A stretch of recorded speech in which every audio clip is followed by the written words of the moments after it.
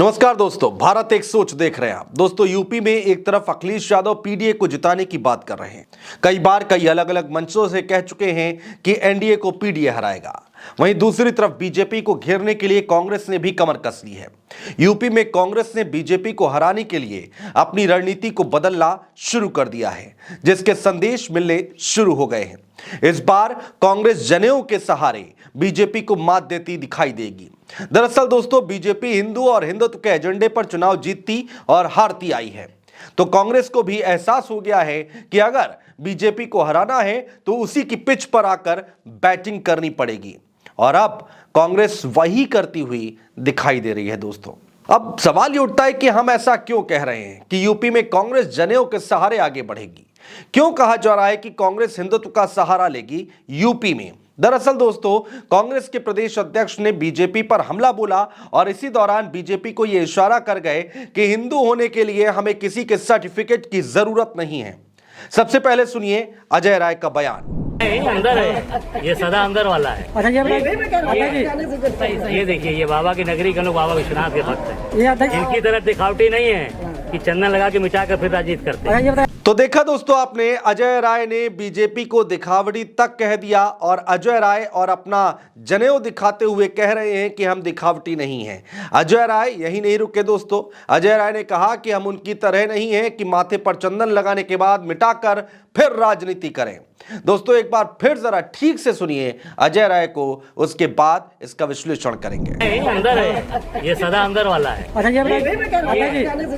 ये देखिए, ये बाबा की नगरी के लोग बाबा विश्वनाथ के भक्त हैं। इनकी तरह दिखावटी नहीं है कि चंदन लगा के मिटा कर फिर राजीत करते हैं। तो दोस्तों, इसके बाद साफ हो गया है कि 24 का चुनाव कांग्रेस पार्टी कैसे आगे लड़ेगी। हिंदुत्व के मुद्दे की काट कांग्रेस पार्टी हिंदुत्व से ही निकाल रही है। कांग्रेस यूपी में हिंदुत्व की पिच पर बैटिंग करने की तैयारी कर रही है।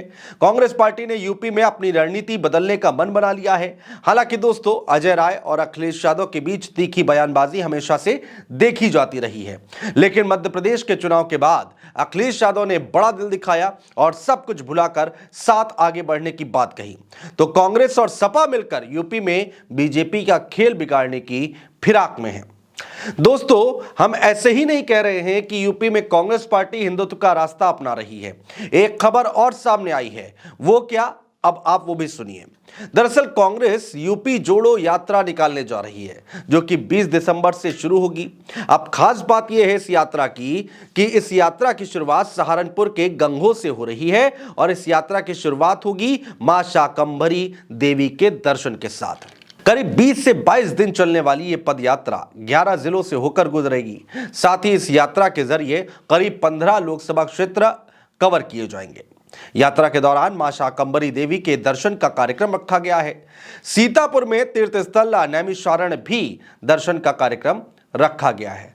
तो दोस्तों, यहां पर संदेश साफ है। एक तरफ अजय राय जनेऊ के साथ आगे चल रहे हैं, वहीं दूसरी ओर यात्रा करके हिंदू और हिंदुत्व का संदेश देने की पार्टी कोशिश कर रही है। अखिलेश यादव हैं जो कि पीडीए की बात करके आगे बढ़ रहे हैं 24 के चुनाव में। अखिलेश यादव दलित, पिछड़ों और आदिवासी की बात कर रहे हैं। मोटे तौर पर यादव और मुस्लिम वोट बैंक की बात करें तो समाजवादी पार्टी की अच्छी खासी पकड़ माना जाता है।